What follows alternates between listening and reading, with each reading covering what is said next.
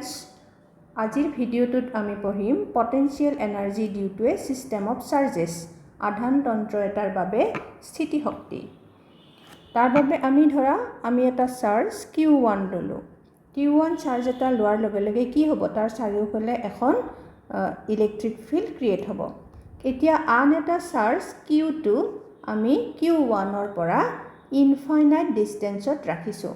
Infinite distance means Q1ৰ যিখন field আছে সেই ফিল্ডখনৰ বাহিৰত Q2 চাৰ্জটো আছে, Q1ৰ পৰা বহুত দূৰত ইনফাইনাইট ডিষ্টেন্সত। এতিয়া যদি এই Q2 চাৰ্জটো আমি তাৰ পৰা ইনফাইনাইট ডিষ্টেন্সৰ পৰা আনি পেলাই Q1ৰ ওচৰত আমি ৰাখিব লাগে, তেনেহ'লে আমি কি কৰিব লাগিব? ৱৰ্ক ডান কৰিব লাগিব। কাৰণ Q1 আৰু Q2 দুইটা কি পজিটিভ চাৰ্জ। যদি পজিটিভ চাৰ্জ হয় তেনেহ'লে Q2 চাৰ্জটো Q1ৰ ফিল্ডত সোমোৱাৰ লগে লগে Q1 তাক ৰিপেল কৰিব আৰু সেই ৰিপালচিভ ফ'ৰ্চৰ এগেইনষ্টত ৱৰ্ক ডান কৰি আমি তাক লৈ আহিব লাগিব। গতিকে আমাৰ কি হ'ব, যেতিয়াই আমি তাক আনি ইয়াত ৰাখিম, এই পজিশ্যনটোত আমি ৰাখিম, তেতিয়াই কি হ'ব, তাত এটা পটেনশিয়েল এনাৰ্জি ষ্ট'ৰ হ'ব। কিমান পটেনশিয়েল এনাৰ্জি? যিমান ৱৰ্ক ডান কৰি আমি তাক ইয়ালৈ লৈ আহিছোঁ সিমানখিনি পটেনশিয়েল এনাৰ্জি তাত এই Q1 Q2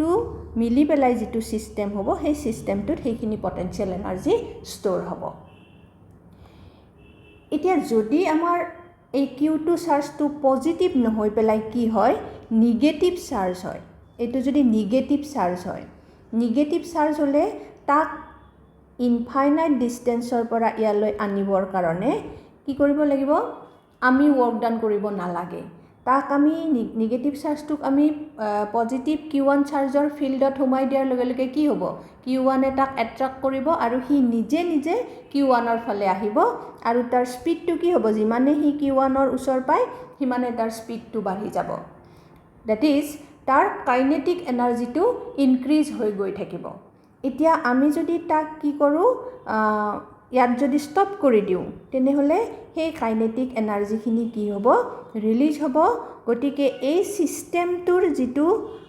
এনাৰ্জি, টোটেল যিটো পটেনশিয়েল এনাৰ্জি, সেইটো কি হ'ব, এবাৰ কমিব। এটা নিগেটিভ পটেনশিয়েল এনাৰ্জি আমি পাম। নিগেটিভ পটেনশিয়েল এনাৰ্জি পাম যে আমি এইটো এনেকৈও ক'ব পাৰোঁ, এতিয়া ইয়াত আমি আনি থোৱাৰ পিছত চাৰ্জটো ইয়াত, এইটো পজিটিভ চাৰ্জ এইটো নিগেটিভ চাৰ্জ, ই এটা ছিষ্টেম হ'ল। ইয়াত আনি থোৱাৰ পিছত আমি যদি Q2 চাৰ্জটোক পুনৰ যদি আমি ক'লৈ নিব লাগে, ইনফাইনাইট ডিষ্টেন্সলৈ যদি লৈ যাব লাগে, তেনেহ'লে আমি কি কৰিব লাগিব, আকৌ আমি ৱৰ্ক ডান কৰিব লাগিব। সিহঁতৰ এট্ৰাক্টিভ ফ'ৰ্চৰ এগেইনষ্টত ৱৰ্ক ডান কৰিব লাগিব। আৰু সেই ৱৰ্ক ডানখিনি ইয়াত যেতিয়া নি তাক আমি থ'ম ইনফাইনাইট ডিষ্টেন্সত, তাত কি হ'ব, এই ৱৰ্ক ডানখিনি তাত পটেনশিয়েল এনাৰ্জি হিচাপে ষ্ট'ৰ হ'ব। তেনেহ'লে ইনফাইনাইট ডিষ্টেন্সত থকা অৱস্থাত Q2ৰ পটেনশিয়েল এনাৰ্জি কিমান? ইয়াত পটেনশিয়েল এনাৰ্জি 0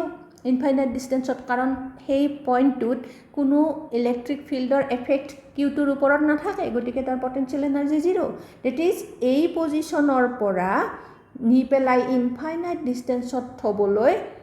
অৰ্থাৎ 0 পটেনশিয়েলৰ ষ্টেটটো পাবৰ কাৰণে আমি ৱৰ্ক ডান কৰিব লাগে। তাৰ মানে কি, এই পজিশ্যনত যেতিয়া আছিল তেতিয়া তাৰ পটেনশিয়েল এনাৰ্জি নিগেটিভ আছিল। গতিকে তাত আকৌ পটেনশিয়েল এনাৰ্জি যোগ হোৱাৰ পিছতহে সি গৈ পেলাই 0 পটেনশিয়েল ষ্টেটটো পালে। তাৰমানে আমি কি গম পালোঁ যে তোমাৰ যদি চাৰ্জ দুটা, এই Q1 আৰু Q2 চাৰ্জ দুইটা যদি পজিটিভ হয় বা দুইটা যদি নিগেটিভ হয়, তেনেহ'লে ছিষ্টেমটোৰ যিটো পটেনশিয়েল এনাৰ্জি হ'ব সেইটো পজিটিভ হ'ব। আৰু যদি এটা চাৰ্জ পজিটিভ এটা চাৰ্জ নিগেটিভ হয়, তেনেহ'লে কি হ'ব, ছিষ্টেমটোৰ যিটো পটেনশিয়েল এনাৰ্জি সেইটো নিগেটিভ হ'ব। ইয়াক আমি মেথমেটিকেলিও আমি ক'ব পাৰোঁ। মেথমেটিকেলি আমি কেনেকৈ ক'ম, যদি আমি জানো যে দুটা চাৰ্জ যদি আছে তেনেহ'লে সিহঁতৰ পটেনশিয়েল এনাৰ্জিটো কিমান হয়, 1/4πε0 Q1 Q2 ডিভাইডেড বাই R। R হৈছে Q1 আৰু Q2ৰ মাজৰ ডিষ্টেন্সটো। তেতিয়াহ'লে ইয়াত চোৱা, ইয়াত যদি আমি বহাই দিওঁ, ইয়াত এই দুইটা চাৰ্জ যদি পজিটিভ হয়, এইটো পটেনশিয়াল এনাৰ্জি পজিটিভ হয় তেনেহ'লে পটেনশিয়াল এনাৰ্জিটো কি হ'ব টোটাল পটেনশিয়াল এনাৰ্জিটো পজিটিভ হ'ব আৰু যদি এনেকুৱা হয় এই দুইটা চাৰ্জ এটা তোমাৰ পজিটিভ আৰু এটা তোমাৰ নিগেটিভ হয় তেতিয়াহ'লে কি হ'ব এইটো পজিটিভ এইটো নিগেটিভ তেতিয়া কি হ'ব ইহত দুটাৰ যেটো মাল্টিপ্লিকেশন হেতু নিগেটিভ হ'ব অৰ্থাৎ পটেনশিয়াল আমি গম পালো যে দুটা চাৰ্জৰ দুইটা পজিটিভ বা দুইটা নিগেটিভ হলেও নিগেটিভ নিগেটিভ পজিটিভ হৈ যাব পটেনশিয়াল এনাৰ্জিটো কি হ'ব তোমাৰ পজিটিভ হ'ব আৰু এটা পজিটিভ এটা নিগেটিভ হলে পটেনশিয়াল এনাৰ্জিটো কি হ'ব নিগেটিভ হ'ব এতিয়া আমি উলিয়াম এটা সিস্টেম অফ চাৰ্জৰ কাৰণে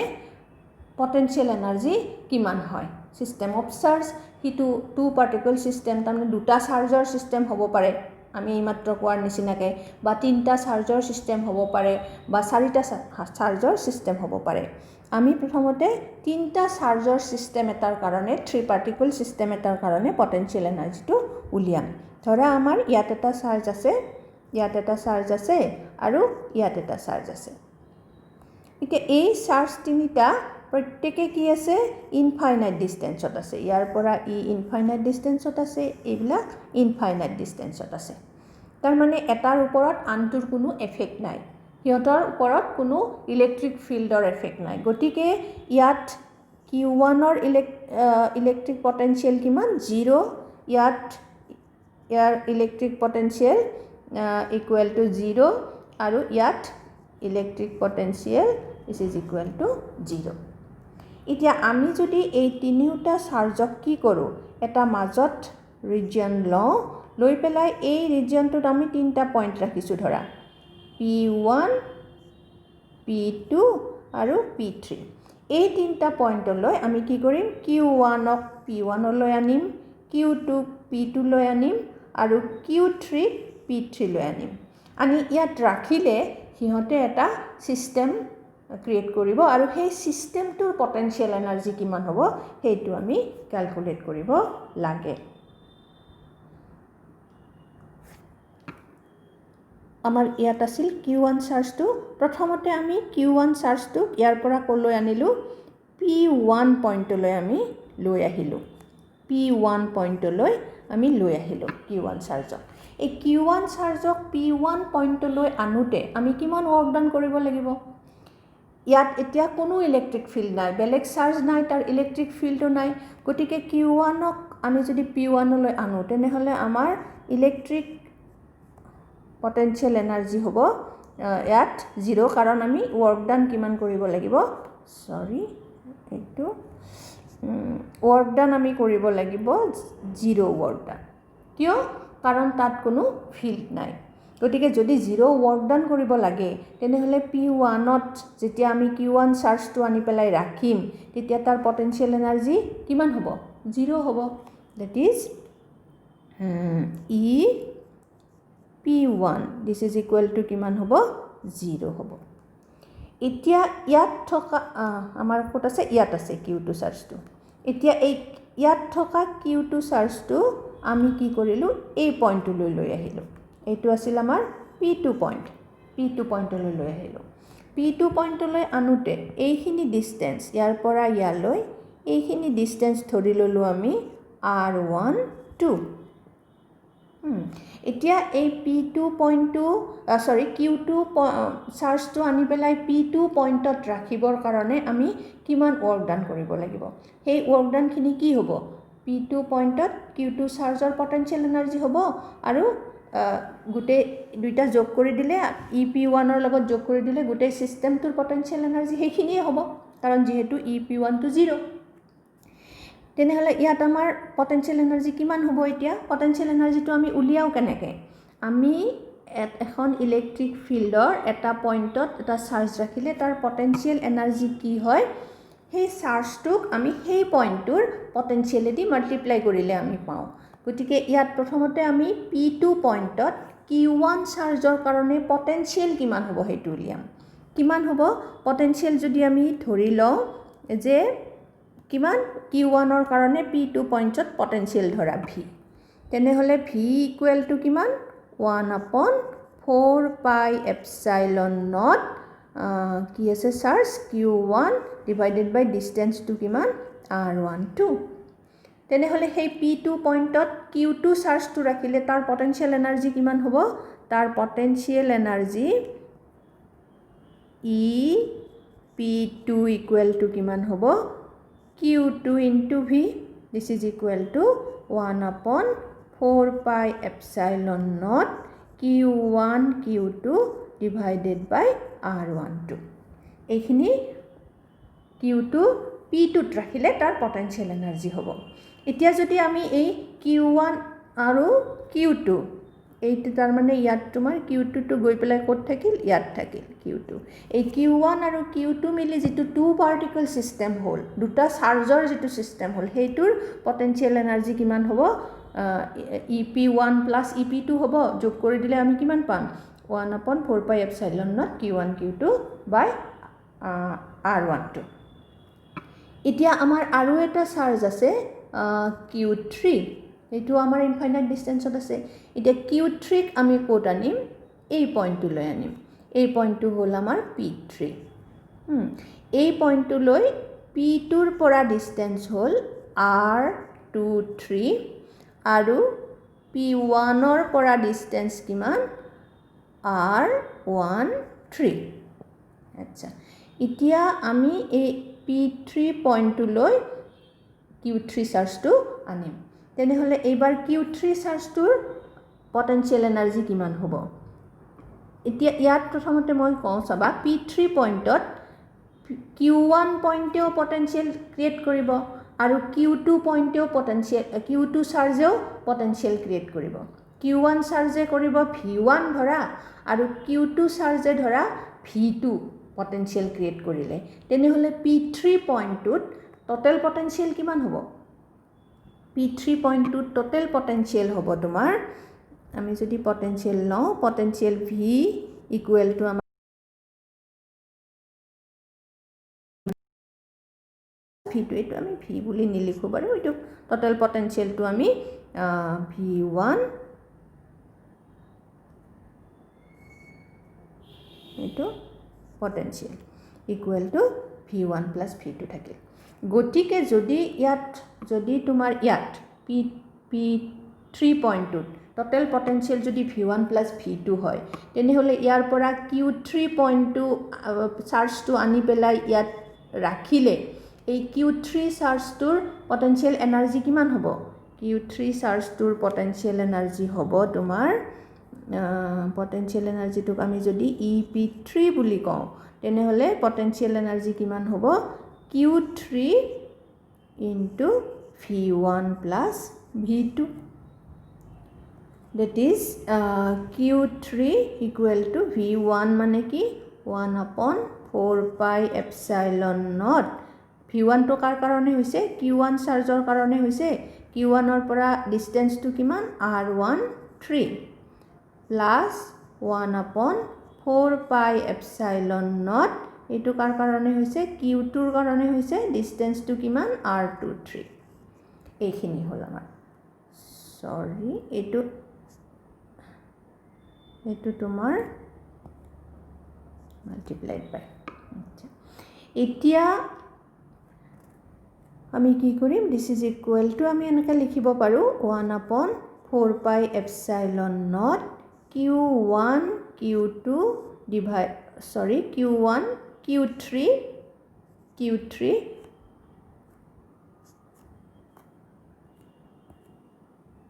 q3 divided by কি r13 plus 1 upon 4 pi epsilon naught q2 q3 divided by r23 এটো কাৰ পটেনশিয়েল এনাৰ্জি q3 চাৰ্জটো গতিকে এই যে আমি তিনটা চাৰ্জৰ যেটো সিস্টেম পালো q1 q2 q3 এই গোটেই সিস্টেমটোৰ পটেনশিয়েল এনাৰ্জি কিমান হ'ব তাৰ কাৰণে আমি কি কৰিব লাগিব এই ep2 আৰু ep3 যোগ কৰি দিব লাগিব কাৰণ ep1 টো আমাৰ 0 আছে গতিকে টোটাল পটেনশিয়েল এনাৰ্জি কি হ'ব আমাৰ আমি যদি টোটাল পটেনশিয়েল এনাৰ্জি EP বুলি কওঁ EP কিমান হ'ব 3 পাৰ্টিকল সিস্টেম এটাৰ কাৰণে এইটো এনেকৈ লিখিব পাৰা 3 পাৰ্টিকল সিস্টেম এটাৰ কাৰণে টোটেল পটেনশিয়াল এনাৰ্জি কিমান হ'ব তোমাৰ 1/4 পাই এপসাইলন নট তোমাৰ থাকিল আৰু এইটো আমি কমন লৈ লওঁ 1/4 পাই এপসাইলন নট ইয়াত কিমান আছে Q1 Q2 divided by R12 plus এইটো ইয়াত কিমান আছে Q1 Q3 divided by R13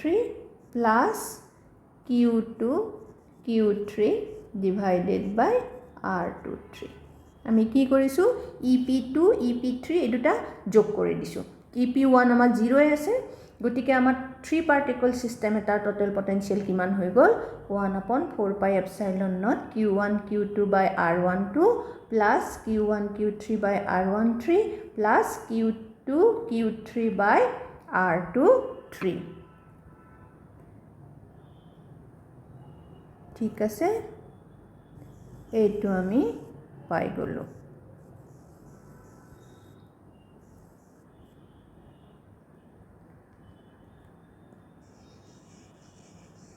এতিয়া এই যদি আমি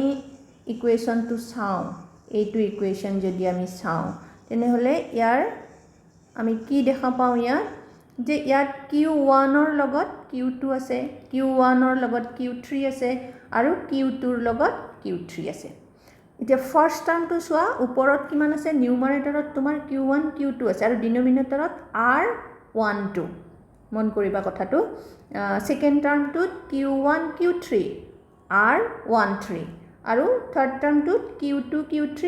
R23 এই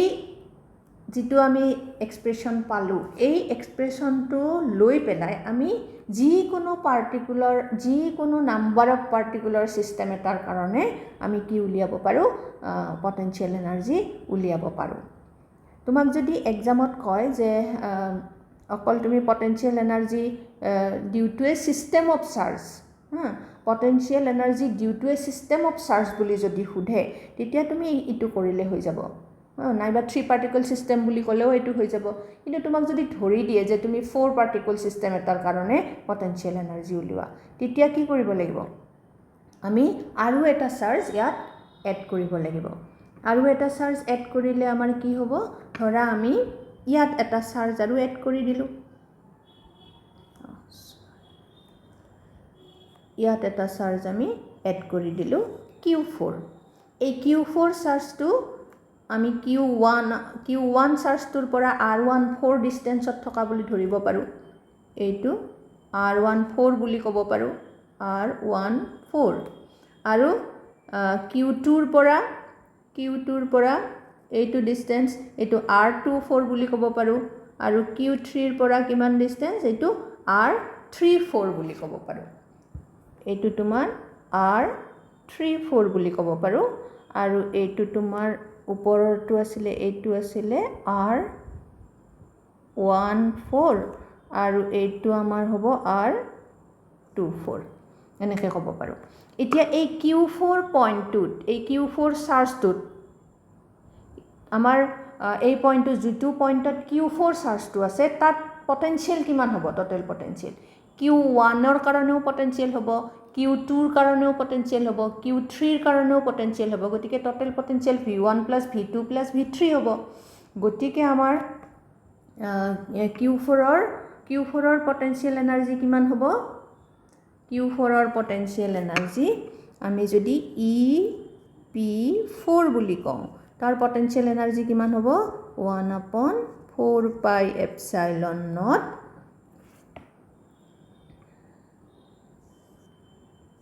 Q1 Q4 divided by R14 plus Q2 Q4 divided by R24 plus Q3 Q4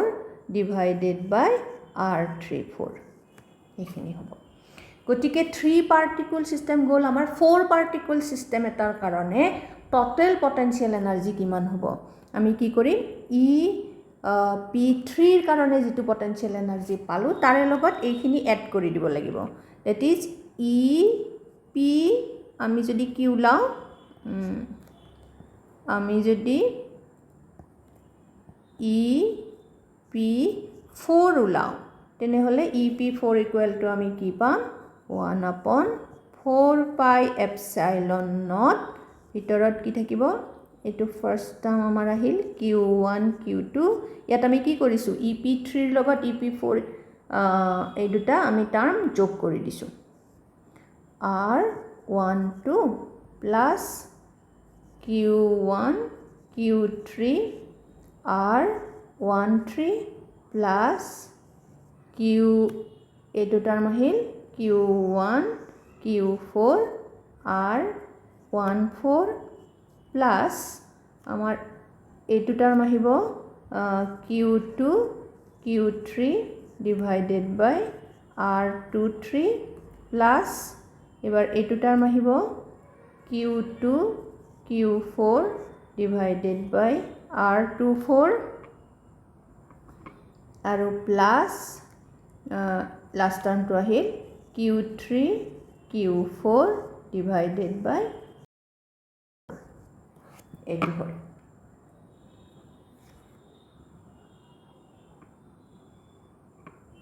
এটো আমি অলপমান সৰু কৰি ভালকে লিখিলো বস্তুটো এইখিনিয়ে কথা into EP4 equal to 1/4 pi epsilon naught q1 q2 by R12 plus q1 q3 plus q1 q4 by R14 plus q2 q3 by R23 plus q2 q4 by R24 plus q3 q4 by R34 এনেকে আমি সজাই লিখি ললো গতিকে আমি কি পালো আমি 4 পার্টিকল সিস্টেম এটাৰ কাৰণে এইটো পালো টোটাল এনাৰ্জি আৰু 3 পাৰ্টিকল সিস্টেমৰ কাৰণে আমাৰ টোটাল এনাৰ্জি আছিল এইটো আৰু 4 পাৰ্টিকল সিস্টেমৰ কাৰণে পালো এইটো এনেকে আমি কি কৰিব পাৰো আমাক যদি n পাৰ্টিকল সিস্টেম এটা দিয়ে তাৰ কাৰণেও আমি কি কৰিব পাৰো পটেনশিয়াল এনাৰ্জি ডিটাৰমিন কৰিব পাৰো ঠিক আছে থ্যাংক ইউ